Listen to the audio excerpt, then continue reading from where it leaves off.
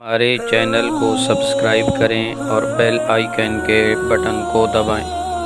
سلام کرنا سنت ہے اور جواب دینا واجب ہے، اور سلام میں پہل کرنے میں زیادہ ثواب ہے۔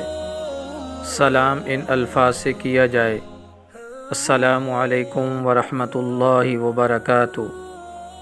البتہ سلام کرتے وقت بعض مقامات ایسے ہیں کہ وہاں سلام کرنے سے منع کیا گیا ہے، اس کا خیال رکھنا چاہیے۔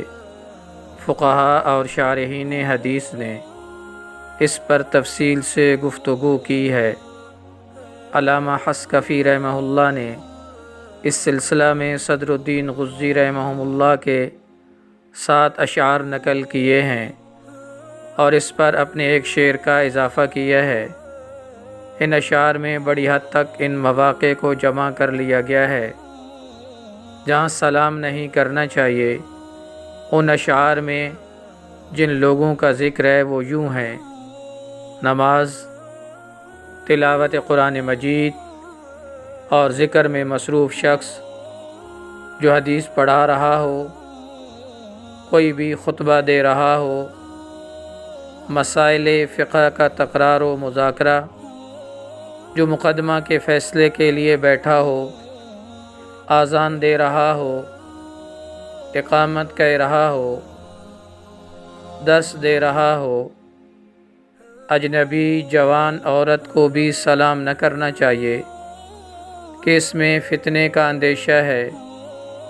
شطرنج کھیلنے والے اور اس مزاج و اخلاق کے لوگ، جیسے جو لوگ جوا کھیلنے میں مشغول ہوں، جو اپنی بیوی کے ساتھ بے تکلف کیفیات میں ہوں، کافر اور جس کا سطر کھلا ہوا ہو، جو پیشاب پائخانہ کی حالت میں ہو، اس شخص کو جو کھانے میں مشغول ہو۔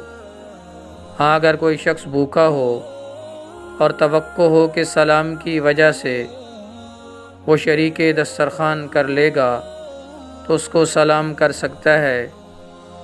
گانے بجانے اور کبوتر بازی وغیرہ میں مشغول شخص کو بھی سلام نہیں کرنا چاہیے۔ اس کے علاوہ اور بھی کچھ صورتیں ہیں۔